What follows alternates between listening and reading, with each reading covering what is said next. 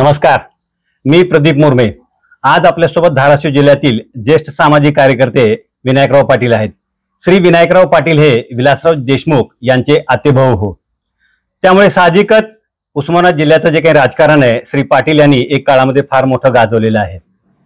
काँग्रेसचे लोकनेते तथा माजी मुख्यमंत्री दिवंगत विलासरावजी देशमुख यांची 26 मे रोजी जयंती आहे। याच पार्श्वभूमीवर श्री पाटील यांच्या विलासरावजी यांच्या प्रति नेमक्या काय भावना आहेत हे जाणून घेण्याचा प्रयत्न आपण या मुलाखतीच्या माध्यमातून करणार आहोत। सर नमस्कार। नमस्कार सर, विलासराव देशमुख हे जे काही 9 अक्षरी जे काही शब्द आहे त्याचं आपल्या जीवनामध्ये नेमकं काय महत्व आहे, काय सांगाल तुम्ही आम्हाला? कसं आहे, एक सांगू आपल्याला, समाजामध्ये 3 प्रकारचे माणसं असतात। एक इतिहास लिहिणारे, दुसरे इतिहास वाचणारे आणि तिसरे इतिहास घडवणारे। बरोबर। तर आमच्या जीवनात जर म्हणलात तर तुम्ही विलासराव देशमुख हे स्वकर्तृत्वावर, विकासाच्या नावावर इतिहास घडवणारे माणसं। माझ्या जीवनात मला जे वाटतं ते माझा परिणाम, आणि त्यांनी स्वकर्तृत्वावर आणि विकासावर जिवंत माणसंच इतिहास घडवू शकतात। आणि इतिहास हा कुठल्या प्रकारचा इतिहास, इतिहासामध्ये अनेक प्रकार असतात। चांगले इतिहास असतो, वाईट इतिहास असतो। पण चांगला इतिहास घडवणारे हे विलासराव देशमुख होते, हे माझं मत आहे किंवा माझ्या जीवनात जे आलेलं आहे त्यांनी, आणि त्या प्रकारावर तुम्ही चाललं पाहिजे अशा प्रकारचा संदेश आम्हाला वाटतो। पण त्यांनी केलेला निर्माण इतिहास, आपण म्हणतो हे निर्माण केलं, ते निर्माण केलं, त्याहीपेक्षा त्यांनी सामाजिक परिवर्तन, सहकार परिवर्तन, ग्रामपंचायत परिवर्तन या माध्यमातून केलेल्या विकासावर चालण्यासाठी आम्हाला प्रेरित केलं, ही आमची मुख्य भावना आहे। सर, साहेबांचं ना आपलं नेमकं काय नातं होतं, काय सांगाल तुम्ही आम्हाला? आता खरं म्हणजे तुम्ही फार चांगला प्रश्न विचारलाय। एक सांगतो आपल्याला, काही नाती नावापुरतीच असतात आणि काही नात्याला नावच नसतं। बरोबर। तसं आहे, विलासराव देशमुख म्हणजे नातेवाईक असतील, पण त्यांच्या माझ्या नात्याला नावच नव्हतं। ठीक आहे, ते माझ्या मामाचे चिरंजीव आहेत। विलासरावचे वडील माझे मामा होते, माझी आई त्यांची आत्या होती, मी त्यांचा आत्या। हे सगळं जरी झालं असेल तरी सुद्धा विचारातून निर्माण झालेलं नातं त्याला नाव नव्हतं। मी त्याला असं म्हणतो की एक विचाराचं, विकासाचं आणि प्रेमाचं आणि सद्भावनेचं नातं होतं। सर, साहेबांनी त्यांचे जे काही कनिष्ठ बंधू आहेत दिलीपरावजी देशमुख त्यांना भरभरून प्रेम दिलं, आणि राजकीय जाणकार असं पण म्हणतात की दिलीपराव देशमुख यांना जेवढं भरभरून प्रेम दिलं तेवढंच साहेबांनी विनायकरावजी पाटील यांना पण भरभरून प्रेम दिलं। तर याकडे कसे पाहता, काय तुमची नेमकी प्रतिक्रिया आहे? हे खरं आहे की दिलीपराव देशमुख पेक्षा मला प्रेम म्हणण्यापेक्षा मला भरभरून आधार दिला। प्रेम देणे आणि आधार देणे याच्यात फार मोठा फरक आहे। विलासराव देशमुखांनी मला आयुष्यात उभं केलं, मला आधार दिला, हे विसरून चालणार नाहीये। पण नुसतं तसं म्हणता येणार नाही तुम्हाला। विनायकराव पाटीलने विलासरावने अनेकांना आधार दिला। लातूरच्या सुरुवातीच्या राजकारणामध्ये प्रदीप राठी, बर्वान काळे यांना सुद्धा तेवढंच प्रेम दिलं आणि तेवढाच आधार दिला, ज्याला मला आणि दिलीपरावला जसा आधार दिला। पण विलासराव देशमुख हे कोणाकडे नातेवाईक म्हणून पाहत नव्हते, बंधू म्हणून पाहत नव्हते। तर त्या कार्यकर्त्यामध्ये काम करण्याची क्षमता आहे का, आणि तो समाजाच्या उपयोगाचा आहे का? आजकालचे राजकारणी काय करतात, तो कार्यकर्ता माझ्या उपयोगाचा आहे का म्हणून त्याला उभं करतात। विलासरावांचं ते नव्हतं। विलासराव बघत होते की तो समाजाच्या उपयोगाचा आहे का, लोकांच्या उपयोगाचा आहे का, म्हणून त्याला मदत करत होते। तसं अनेकांनी विलासरावाला मदत केली, हे सत्य आहे। दिलीपरावपेक्षा कदाचित जास्ती प्रेम मुलांपेक्षा माझ्यावर केवळ मला आधार दिला, मी प्रेम म्हणत नाही, आधार दिला। त्या आधारामुळं आज हे सगळं उभं आहे। सर, श्रमजीवी शिक्षण संस्था जी धाराशिव जिल्ह्यातील एक नामवंत अशा प्रकारची शैक्षणिक संस्था म्हणून ओळखली जाते, आणि या संस्थेचे आपण अध्यक्ष आहात। आणि आज या संस्थेचं जे काही वटवृक्ष आपल्याला पाहायला मिळतं त्यामध्ये विलासरावजी देशमुख यांचं जे काही योगदान आहे फारच मोलाचं योगदान आहे। तर त्याबद्दल तुम्ही काय सांगाल आम्हाला? अगदी बरोबर आहे। उमरग्यामध्ये आम्ही तरुण एकत्र आलो, त्याची थोडी पार्श्वभूमी तुम्हाला सांगणं गरजेचं आहे। निश्चित स्थानिकची सर्व जाती धर्माचे तरुण आम्ही एकत्र आलो। तुम्हाला महाराष्ट्रात पहिल्यांदा असं उदाहरण दिसेल की एका संस्थेमध्ये सर्व जातीचे माणसं आहेत। मी अध्यक्ष आहे, मी मराठा आहे, खरं म्हणजे सांगत नाही येत नाही. बरोबर. रामकृष्ण पंत खरोशेकर आहेत, ते सेक्रेटरी आहेत. बसवराज पाटील हे जनरल सेक्रेटरी आहेत. आणखी 3 आमचे इतर 4-5 लोक दलित, लिंगायत, मातंग अशा प्रकारचे उमेदवार त्या ठिकाणी संचालक आहोत. आणि या संचालकांकडे बघून विलासरावांनी सांगितलं की मग अनेकाला मदत केली, पण शर्वजीवीला मदत केली माझ्या कामास आली, मला बघायला मिळालं, अशी टीम मी बघायला मिळाली नाही म्हणून त्यांनी मदत केली. आज जे शर्वजीव उभा आहे त्याच्या पाठीमागं उभा आहे म्हणजे जे कोर्सेस आम्हाला मिळाले, ज्या परवानग्या आम्हाला मिळाल्या, जे उभं करण्यासाठी शिक्षण क्षेत्रासाठी जे काम करायला लागतं, चालवण्यासाठी जी काही गोष्टी लागतात त्या सर्व सन्माननीय विलासराव देशमुखांनी दिल्या. नुसतंच नाही दिलं, 2 संचालकांना आमच्या मंत्री केलं त्यांनी. एक संचालक आमचे खलीक मियां काजी होते, त्यांनाही मंत्री केलं, त्यांना निवडून आणण्याचा प्रयत्न केला. दुसरे आमचे जनरल सेक्रेटरी माझे मित्र बसवराज पाटील यांनाही त्यांनी मंत्री केलं. म्हणजे संस्थेलाच मदत नाही केली, संस्थेचे संचालक होते संचालकाला मदत केली. त्यामुळे श्रमजीवीचा निधर्मी वटवृक्ष, मी त्याला काय म्हणतो, निधर्मी वटवृक्ष आज उभा आहे. आणि त्याच्यामध्ये विलासराव देशमुखांचा फार मोठा वाटा आहे. वाटा म्हणण्यापेक्षा मूळ आहे ते, आणि त्या मुळावरतीच आमचा वटवृक्ष उभा आहे. साहेबांचं जे काही नेतृत्व आहे त्या नेतृत्वाकडे आपण कसे पाहता, काय सांगाल तुम्ही आम्हाला साहेबांच्या नेतृत्वाबाबत?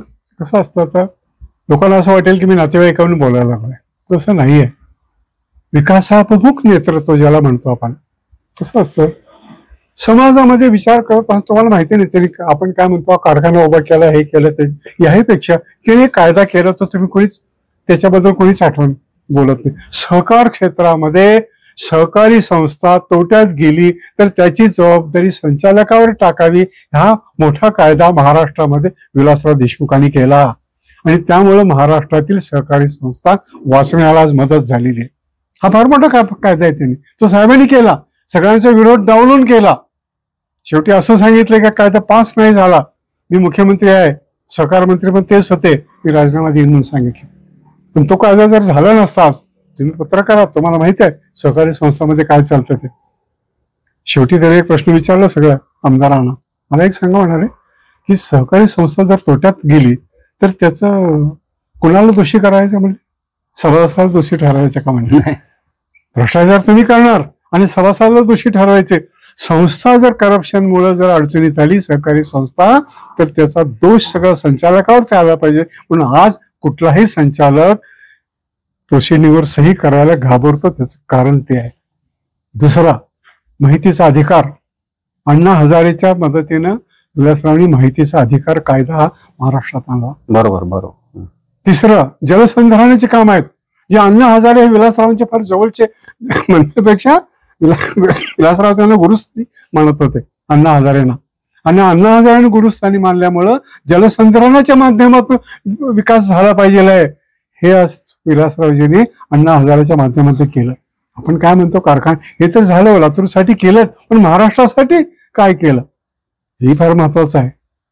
आणि त्यांनी जे सांगितलं, एक गोष्ट मला सांगितली त्यांनी मला, की त्यांनी सांगितलं की महाराष्ट्रात शिक्षणाची क्रांती झाली, मागे केली असेल, अनेक लोकांनी मागे क्रांती केलेली आहे, पण त्यानंतर त्यांनी सांगितलं की अनुभवाच्या विद्यापीठात डबल ग्रॅज्युएट असलेल्या वसंतदादांनी महाराष्ट्रामध्ये शिक्षणाची क्रांती केली. आणि मेडिकल इंजिनिअरिंगचे जे परवानगी आहेत त्याचं कारण त्यावेळेस विलासराव शिक्षण मंत्री होते, आणि त्यांनी सांगितलं की वसंतदादांनी आम्हाला हे शिकवलं म्हणून सांगितलं. ह्या ज्या गोष्टी आहेत, ह्या गोष्टी आपण खरं म्हणजे विसरून जातो. एकदा सांगितलं म्हणजे दादाला की दादा आपली मुलं कर्नाटकात प्रवेशाला चाललेली आहेत, मेडिकलला बाहेर चाललेले आहेत, ते कसं ताबडतोब कायदा करा म्हणून सांगितलं. आणि महाराष्ट्रामध्ये म्हणून त्यांनी त्याच वेळेस सांगितलं होतं की 4थी पास आहेत ते, म्हणजे 4थी पास म्हणू नका, अनुभवाच्या विद्यापीठातील वसंतदादा डबल ग्रॅज्युएट होते. तर अशा अनेक गोष्टी जे विलासरावाच्या माध्यमातून त्यांनी केल्या, ते खरं श्रेय त्यांना दिलं पाहिजे महाराष्ट्रासाठी.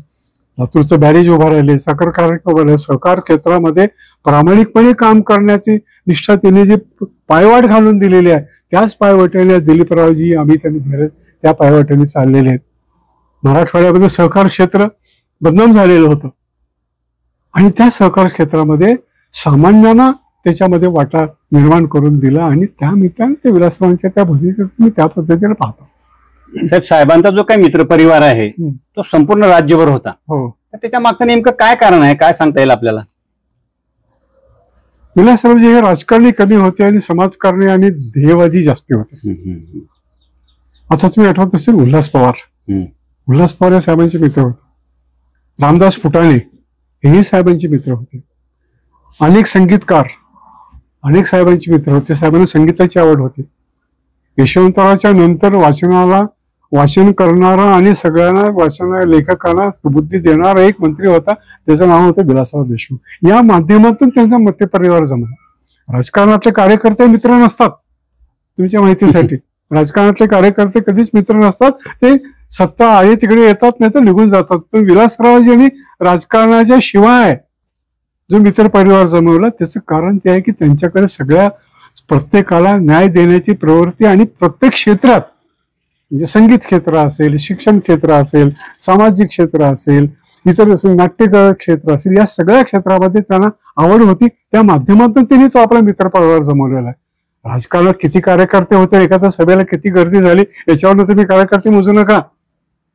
बरोबर बरोबर बरोबर. याच्यावरून तुम्ही कार्यकर्ते मोजायला लागला तर त्याही पेक्षा तुम्ही मोजा की विलासराव देशमुख ज्या दिवशी 14 ऑगस्टला वारले, 15 ऑगस्टला अंत्यविधी झाली, त्यावेळेस लातूरला 7 ते 8 लाख लोक आले होते. ती सामान्य माणसं होती. आणि मित्रपरिवार म्हणण्यापेक्षा तुम्ही सुद्धा त्याचे मित्र होतात. कसे? तुमची अडचण आणि तुम्ही रात्री 12 वाजता जरी फोन केला तरी सुद्धा ते फोन उचलत होते. त्याला वाटायचं की विलासराव माझा मित्र आहे. हे नातं त्यांनी जमलं. ते मित्रपरिवार म्हणण्यापेक्षा प्रेमाचा परिवार, विभागाचा परिवार त्यांनी जमवला. ती खरी प्रॉपर्टी आहे त्यांची. साहेब, फोनचं बोललात म्हणून थोडं विचारतो की विलासरावजी देशमुख यांच्या बाबतीमध्ये असं बोललं जातं की सीएम असताना देखील साहेब सर्वसामान्य कार्यकर्त्याचा स्वतः फोन घेत होते. त्यावेळेस फोन घेत होते. पण आज जर बघितलं आपण, आजचे आमदार असोत किंवा खासदार असोत, एखादे दुसरे अपवाद असतील, नाही असं म्हणणार नाही, परंतु बहुतेक आमदार आणि खासदारांना जर आपण फोन केला कार्यकर्त्यांनी तर तो त्यांचा पीए फोन उचलतो. तर याकडे आपण कसे पाहता, काय सांगाल तुम्ही? अगदी सत्य आणि सत्य आहे. ह्याच्यावर बोललं पाहिजे सगळ्यांनी. आमदार आजकाल फोन उचलतच नाहीत, फोन बोलतच नाहीत. आमदार पीए फोन उचलतो, साहेब मीटिंग मध्ये आहेत म्हणून सांगतो. हे ठरलेलं आहे, ठरलेलं वाक्य आहे. नाही तर साहेब बाथरूमला गेलेत म्हणून सांगतो. अरे मला तुझ्या साहेबाची बाथरूम तर कसले सांग, 1.5 तास झालं मी फोन करतोय. बरोबर. ही शोकांतिका आहे. बदलती राजकारणाच्या टेक्नॉलॉजी आली, पण त्या टेक्नॉलॉजीमध्ये बदल किती झाला, त्या टेक्नॉलॉजीचा उपयोग सर्वसामान्याला होत नाहीये. आणि म्हणून सर्वसामान्याची नाळ तुटून राजकारणाची वेगळी दिशा बदलत चाललेली आहे. सत्ता आणि संपत्ती याच्या पाठीमागे लोक पळायला लागलेले आहेत. आणि त्या संपत्तीच्या सत्तेच्या घमिंडीमध्ये हे लोक आज फोन उचलायला तयार नाहीत. कोणी असो, मला ब क कोण्या पक्षाचा संबंध नाही, पण ही शोकांतिका आहे. कोणी याच्यावर आवाज उठवणं गरजेचं नाही, तर त्यांनी स्वतःचा मोबाईल नंबर ठेवू नये. एका व्यक्तीचं नाव सांगतो तुम्हाला. केंद्रीय मंत्री होते पूर्वी, गुलाम नबी आझाद. गुलाम नबी आझादकडे मोबाईल नंबर नव्हता. ते म्हणजे मी घरी असतो तर घरी फोन करा, ऑफिसला तर ऑफिसला फोन करा, मी फोन घेईन तुमचा. पण मी मोबाईल घ्यायचा आणि कुठेही रात्री 12 वाजता तुम्ही जर फोन करा मी नाही उचललो तर मला नाराज येईल. मोबाईल न वापरणारा एक मंत्री आम्हाला दिसला, तर म्हणजे गुलाम नबी आझाद. मोबाईल नंबर नव्हता, आजही नाही त्यांच्याकडे. ते म्हणते आणि गाडीतून प्रवास किती वेळ करतो, किंवा घरचे सांगते ट्रेनने निघाले, उद्या सकाळी येतील, ट्रेनने निघाले, पण ते फोन उचलायचे, फोन ठेवायचे नाहीत. त्याच्यामुळं आज जे लोक फोन ठेवतात आणि नंबर देत नाहीत, जो नंबर असतो तो पीए उचलला जातो. तो मंत्र्याचा, आमदाराचा फोन डायव्हर्ट होतो आणि तो पीए कडे जातो. नंबर आमदाराचा असतो, मंत्र्याचा असतो, पण तो उचलत नाही. त्याचा पीए डायव्हर्ट तो सांगतो, साहेब कामात आहेत, काय निरोप आहे ते सांगा. शोकांतिक आहे. त्याच्याबद्दल तुमचं माझं मत स्पष्ट आहे की या लोकांनी अशा प्रकारचं वागू नये. आणि ह्याच्यात काय होईल, असं अनेक दिवस जर चाललं तर क्रांती होईल. बरोबर, बिलकुल बिलकुल. ही क्रांतीचे विजय आहेत. लोकांना न भेटणे, लोकांना न काम करणे, लोकांच्या वेगळ्या पद्धतीने फोन न घेणे, हे फार क्रांतीची विजय आहेत. खरं म्हणजे याचा आजच्या दिवशी तो प्रश्न नाही आहे, म्हणजे सांगतो तुम्हाला मी. सत्ता आणि संपत्ती आता तुम्ही म्हणलात, त्याच अनुषंगाने माझा एक तुम्हाला प्रश्न आहे की विलासरावजी देशमुख यांचे जे काही कार्यकर्ते आहेत, अनेक कार्यकर्ते साहेबांनी मोठे केले किंवा साहेबांमुळे अनेक कार्यकर्ते आर्थिकदृष्ट्या संपन्न झाले. परंतु आपण तर साहेबांचे अत्यंत एवढे निकटवर्ती आहात. पण आज जर बघितलं आपण, आपली जी काही प्रॉपर्टी आहे त्या प्रॉपर्टीमध्ये एक गुंठ्याची वाढ झाली नाही असं तुमचे निकटवर्ती सांगतात. याबद्दल काय सांगाल तुम्ही? अगदी खरं आहे. विलासरावजीच्या माध्यमातून प्रॉपर्टी कमावण्यापेक्षा, वैयक्तिक प्रॉपर्टी कमावण्यापेक्षा हे कमावलं ना. हे सेवाग्राम ही संस्था त्यांनी दिलेली देण, श्रमजीवी ही संस्था त्यांनी दिलेली देण, ती किती मोठी प्रॉपर्टी आहे माझी. तिथं 200 लोक काम करतात, तिथं 10-20 लोक काम करतात, आणि या प्रॉपर्टीच्या आधारावरच मी आज जगू शकतो. श्रमजीवी शिक्षण संस्थेचा अध्यक्ष हे मला फार मोठं पद आहे.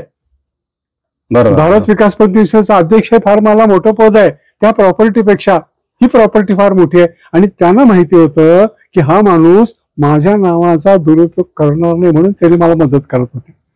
आज तुमच्या माहितीसाठी जगाच्या पाठीवर माझं कुठेही घर नाही. काय सांगता? हो, मी इथं राहतो 2 खोल्याच्या डबड्यात. कुठल्याही बँकेत माझं खातं नाही. लोक डबा आणून देतात गावातल्या तेव्हा जेवतो. बापरे. ते कपडे लोक करतात लग्नामध्ये वगैरे तेव्हा घालतात. फक्त माझ्या पाठी माझी प्रॉपर्टी एकच आहे, ते म्हणजे विलासराव देशमुख आणि देशसेवा. ही माझी प्रॉपर्टी असेल. तुम्हाला वाटत असेल कुठं घर बंगला, गाडी सुद्धा नाही माझ्याकडे. ती भाड्याची गाडी आहे, माझी गाडी नाही आहे. तो कधीतरी येतो मला असं मदत करतो आणि लोक त्याला मुझे कोणी भाडे देतात. हे सत्य आहे. हे सत्य सांगून मला काही कुठे मतं मागायची नाहीत. पण साहेबांनी जे शिकवलं त्याच्यात अनुकरण करायचं का नाही. आपण लोकांची सेवा करा. माझा अपघात झाला. हा, तुमचा अपघात झाला होता त्यावेळेस साहेबांनी मुंबईहून विशेष विमान पाठवून तुम्हाला उपचारासाठी मुंबईला बोलवलं होतं. तो काय किस्सा सर? मी गुजरातला भूकंपामध्ये काम करत होतो. गुजरातला मी आलो, मिटिंग घेतली आणि संध्याकाळी माझ्या भावाच्या मुलीचं लग्न होतं 8 दिवसांनी. त्याची तयारी करायला म्हणून मी निघालो. रात्री तिथून मुंबईत निघालो. मला म्हणत होते रात्री गाडीत कशाला जाता, विनायकरावची वहिनी म्हणत होते मला, विलासरावची मिसेस, विनायकराव गाडीत नका जाऊ. मी म्हणलं आता नाही वहिनी, मला जावं लागलं. वहिनी सुद्धा माझ्यावर तेवढंच प्रेम करत होत्या. वैशालीताई सुद्धा माझ्यावर तितकंच प्रेम करत होत्या. मला सांगत होत्या की नका जाऊ, कशाला जाता. पण मी निघालो.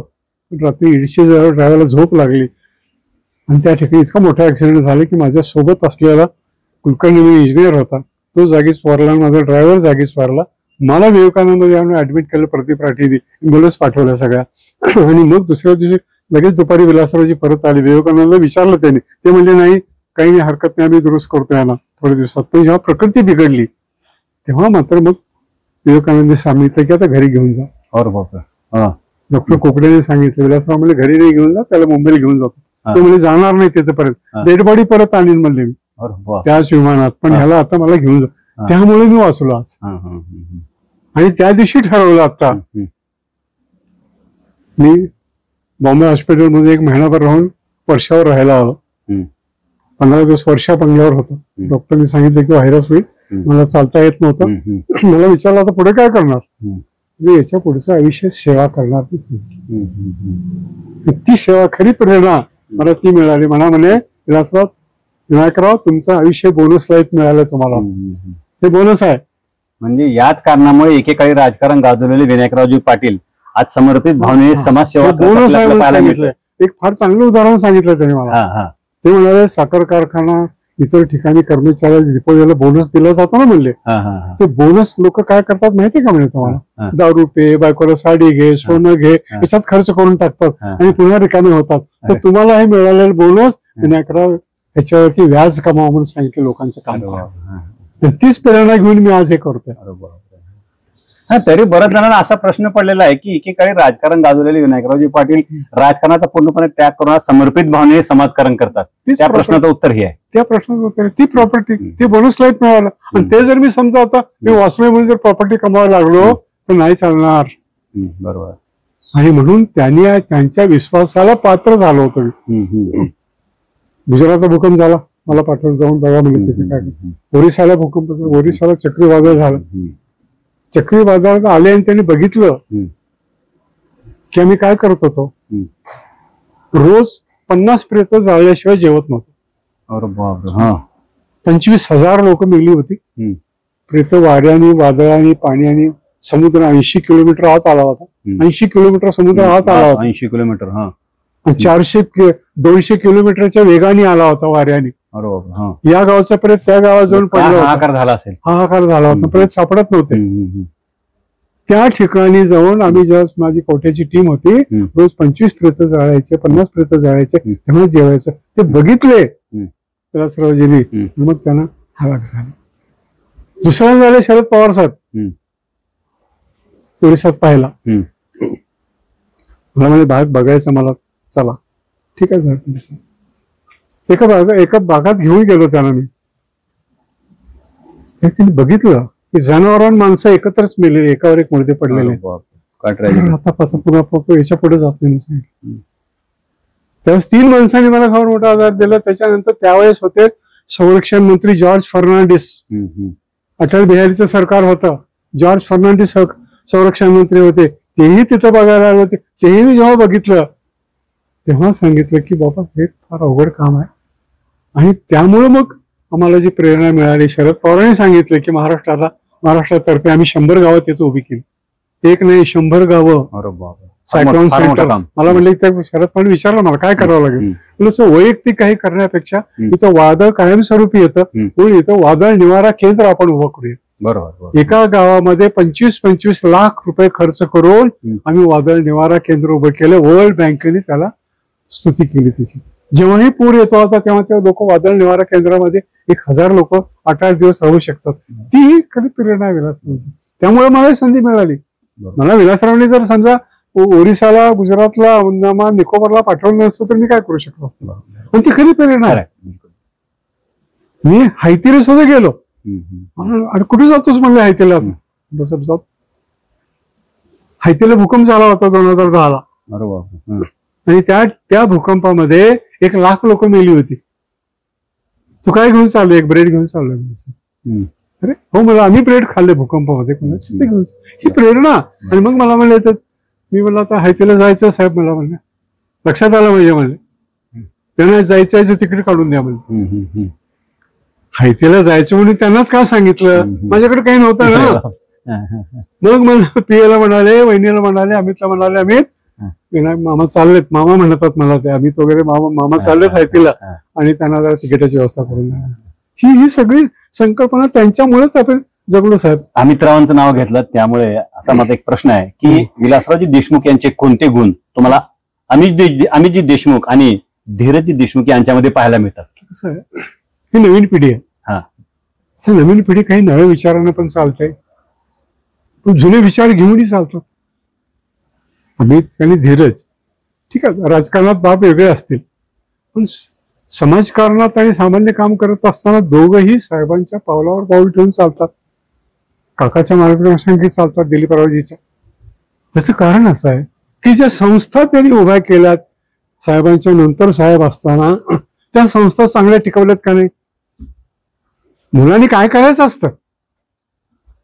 मुलांनी वडिलांनी बांधलेलं घर पाडून विकायचं नसतं. मुलांनी वडिलांनी दिलेला परिवार, वडिलांनी केलेला शेत, त्याला शेत म्हणतो मी, प्रॉपर्टी म्हणतो, कारखाना, ते चांगल्या पद्धतीने चालवलेलं आहे की नाही तुम्ही बघ. तो खरा गुण त्यांच्यामध्ये आहे. त्या संस्था, सगळ्या संस्था, आज मांजरा परिवार जर म्हणलं तर सगळं उस्मानाबाद तुम्ही बघा, जिल्हा मध्यवर्ती बँक दिलीपरावजीनंतर धीरज आहेत तिथे आहेत. आज तिथं 10-20 कोटी रुपये अव्वल दर्जाची बँक आहे राज्यामध्ये. प्रॉफिट आहे आज तिथं. कशामुळे प्रॉफिट आहे? साखर कारखाने सगळ्यात. आज मांजरा परिवाराला ऊस द्यायचं म्हणजे लोक आमच्या पाड्यात डोळे झाकून देतात. बरोबर बरोबर.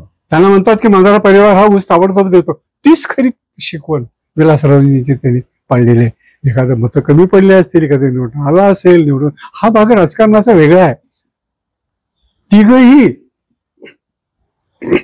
आणि किती उच्च विचार आहेत सांगतो तुम्हाला. मला विनायकराव काय झालं साहेब, आपण काँग्रेसमध्ये असताना निधर्मी काँग्रेस, निधर्मी लोकांनी वागलं पाहिजे, निधर्मी केलं पाहिजे, हे सगळं भाषण करत राहिलो. म्हणजे लोक काही निधर्मी झाले नाहीत. म्हणजे काय झालं मला, आपली मुलं निधर्मी झाले. तिघांनी 3 जातीच्या बायका आहेत. लोक काही निधर्मी झाले नाहीत. बरोबर. पण आपल्या मुलांनी, आणि ते समजा धीरजची आणि रितेशची बायको आणि तिघांनाही दोघांनी सन्मानाने स्वीकारलं. आणि त्याही आमच्या 3 सुना, मी सुना म्हणतो आता, त्याही सुना तेवढ्याच कल्चर पद्धतीने, तेवढ्या सांस्कृतिक पद्धतीने आज वागतायत. हे खरं कल्चर असतो. आपण एखाद्या व्यक्तीपासून, विलासरावापासून काय शिकलं हा जो तुम्ही प्रश्न विचारला, हे शिकलं. बरोबर. त्याने त्या परजातीचं आपल्याकडे म्हणतो, परजातीचे लग्न केले की त्याला घेत नाही. बरोबर बरोबर. त्यांना आणि समाजापुढे आदर्श ठेवला, त्यांनी आदर्श ठेवला तो. पण तोच आदर्श वहिनीने पण ठेवला पुढे ते तिने बरोबर. सुनाला सांभाळायला. बरोबर. म्हणजे हेच शिकलं ना त्यांनी बोलले का, फोनवर बोलले का, मला मदत केली का, हा विषय फार गौण असतो, छोटा असतो.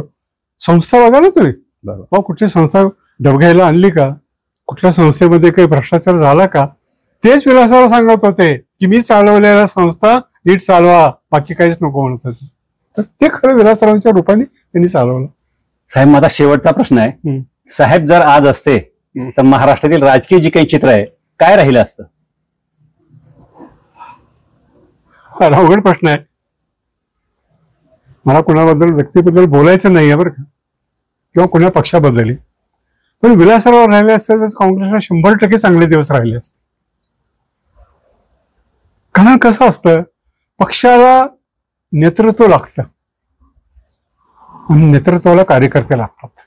बरोबर बरोबर. हे एक जडणघडण आहे. हम्म. पक्षाला नेतृत्व लागतं आणि नेतृत्वाला कार्यकर्ते लागतात. जे दोन्ही गुण कार्यकर्ते जमवण्याची आणि नेतृत्व करण्याची दोन्ही गुण विलासराव यांच्याकडे होते, म्हणून त्यांनी काँग्रेसला चांगले दिवस आणले असते. त्यांचं एक भाषण आहे, काँग्रेस तळागाळासाठी आहे म्हणून सांगितलं. बरोबर. जे काँग्रेसपासून गेले ते संपले असं ते सांगत होते. जे आहेत ते जिवंत आहेत. आणि खरंच सांगतो, माझंच मत नाही, महाराष्ट्रातल्या प्रत्येक काँग्रेस कार्यकर्त्याचं, विरोधी पक्षाच्या लोकांचं सुद्धा हे मत आहे की विलासराव देशमुख राहिले असते काँग्रेसला चांगले दिवस राहिले असते. कुणाला वाईट दिवस आले असते हे मला बोलायचं नाहीये, पण काँग्रेसला चांगले आपण दिवस राहिले शेवटी असते. सकारात्मक बोलूया. बरोबर बरोबर. आम्हाला विलासरावजींनी आणि शिवराज पाटील साहेबांनी काय शिकवलं? सकारात्मक बोला, सकारात्मक विचार करा. बरोबर. काय चांगलं होणार आहे तेवढं सांगा. चांगलं काँग्रेस पक्षाचं निश्चित झालं असतं. किती झालं असतं, काय झालं असतं याहीपेक्षा सगळ्या त्यापेक्षा एक चांगलं नेतृत्व आहे. आणि त्या निमित्तानं समाजाला दिशा, लोकांची अपेक्षा होती ना. शेवटी कसं असतं, आता शेवटचं सांगतो तुम्हाला मी. विलासराव देशमुखाच्या पुतळ्याचं भूमिपूजन होतं विकास कारखान्यावरती. गहिनीनाथ महाराज आले होते, त्यांना आठवत आहे. आणि गहिनीनाथ महाराजांनी सांगितलं की ते पूजा वगैरे केली, त्यांची पुतळा उभा करतोय म्हणजे. अचानक भायांच्या, अमित भाईच्या काय डोक्यात आलं माहिती नाही, मग तुम्ही बोलता का म्हणाले. एवढं सगळे तुम्ही बोलून झालात, आता मी काय बोलणार, महाराज बसत नाही बोल, महाराज मला बोला, ते अध्यक्ष होते. दोनच शब्द सांगतो, महाराजांचं मला वाईट वाटत नसेल तर बोलतो म्हणून सांगितलं. बोले महाराज तुम्ही लोकांच्या पाया पडून घेता, लोकांना कीर्तन करायला जाता, पण म्हणलं पंढरपूरचा विठ्ठल कधीच कोणाला बोलवलं नाही म्हणून सांगितलं. विठ्ठलाचे जे भक्त होते, विठ्ठल त्याच्या घरी जात होता म्हणून सांगितलं. चोखामोळा असेल, तुकाराम असेल, नामदेव पायरी म्हणतात म्हणून सांगितलं, सावता माळी असेल, गोरा त्यांच्या घरी जात होते. आणि तुम्ही म्हणता मंदिरात चला. आता दुसरा प्रश्न महाराज तुम्हाला विचारायचा म्हणलं. गाडगे महाराज नेहमी कीर्तन करत होते आणि गाडगे महाराज एकच प्रश्न विचारत होते की तोच प्रश्न मी तुम्हाला विचारतो म्हणून सांगितलं की महाराज तुम्ही जित्ता देव बघितलाय का. ते गाडगे महाराजांची भाषा महाराजांचाच प्रश्न विचारला. गाडगे महाराजांचा प्रश्न तुम्हाला विचारतो आता महाराज, तुम्ही जित्ता देव बघितलाय का. जित्ता तर वारकऱ्यांनी सांगितलं देव जिवंत नसतो म्हणून सांगितलं. महाराजांनी विचारलं की तुझं, एकाला विचारलं महाराजांनी तुझा देव कुठं आहे. ते म्हणजे पंढरपूरच्या वारीवर आला, चंद्रभागेच्या ठिकाणी कीर्तन करतोय, मला विचारतो तुझा देव कुठे आहे. त्यांनी सांगितलं माझा, आमचा देव मध्ये विठ्ठल आहे, विठ्ठल उभा आहे. असं का, तुझा देव आंघोळ करतो का म्हणाल. हो आंघोळ करतो ना म्हणे. तुझ्या देवाला आंघोळ करता येत नाही का म्हणाल. नाही म्हणे. तुझ्या देवाला जर आंघोळ करता येत नसेल तर चांगल्या विचाराचा प्रभाव तुला कसा देईल. दुसरा प्रश्न विचारला त्याने, तुझा देव कपडे, हो आम्ही धोतर वगैरे नसवतो म्हणे, नेसता येत नाही का म्हणे धोतर. नाही म्हणे. तिसरा आणि शेवटचा प्रश्न विचारला त्यांनी की तुझा देव जेवतो का नाही म्हणे. हो जेवतो ना म्हणे, आम्ही निवड दाखवतो आणि कुत्रा वगैरे खाऊ निवड राखत बसतो म्हणणार. अरे वा म्हणलं, अरे तुझा देव, तुझ्या देवाला जर स्वतःचं रक्षण करता येत नसेल तर तुझं कसं काय रक्षण करेल? म्हणून पुन्हा तुला विचारतो म्हणे, तू जित्ता देव बघितलास का? अरे वा. म्हणून महाराज तुम्हाला विचारतो प्रश्न, तुम्ही जित्ता देव बघितलाय का? तुम्ही तेच उत्तर द्याल म्हणून सांगितलं. मी देव बघितला नाही, पण मी सांगतो तुम्हाला महाराज, मी बघितलाय म्हणून सांगितलं जित्ता देव. मला म्हणतो मी पाहून झालो. हो, पाहून झालोय म्हणलं. मी बघितलंय जित्ता देव. जित्ता म्हणजे जिवंत देव, आणि त्या देवाचं नाव आहे विलासराव देशमुख. वाह, क्या बात आहे. बहुत बढिया. देव म्हणजे काय हो? जो तुमच्या मदतीला धावून येतो, जो तुमच्या अडचणी दूर करण्याचा प्रयत्न करतो, जो तुम्हाला पिठीत दान न देता पावतो, तो देव. जो तुमच्या अडचणी न सांगता समजून घेतो, न सांगता, आणि या भागात काय करायला पाहिजे हे करून घेतो, त्याला देव म्हणा महाराज. दगडात देव नाही म्हणून सांगितलं. आणि म्हणून सांगितलं की ह्या मूर्तीपूजन, याला भूमिपूजन म्हणू नका, मूर्ती याला मंदिराचं पूजन म्हणून सांगितलं, आणि त्याच्यात विलासरावांची मूर्ती बसवून. हे माझं जित्ता देव, हे जिवंत देव म्हणजे दगडाच्या देवाला माझा विरोध नाहीये. सांगतो तुम्हाला यांचा तुकडोजी महाराजाचा. तुकडोजी महाराज एकदा असंच निघाले, त्यांनी सांगितलं, माणूस द्या, माणूस द्या, ती भीक मागताना देव बाजारात दिसला नाही. त्यांनाच ऐकवलं महाराजांना. महाराज तुकडोजी महाराज निघाले आणि सांगितलं की माणूस द्या, माझं माणूस द्या, ही भीक मागताना देव बाजारात दिसला नाही. लोकांनी विचारलं, मंदिरात लाखो माणसं येते, देवाने सांगितलं त्याच्यात एक माणूस नाही म्हणून सांगितलं. आणि म्हणून सांगतो तुम्हाला की देव इथे आहे म्हणून माझा देव विलासराव देशमुख आहे. धन्यवाद सर, धन्यवाद. तुम्ही आम्हाला वेळ दिलात, आमच्याशी संवाद साधला, त्याबद्दल आपले खूप खूप आभार. थँक्यू.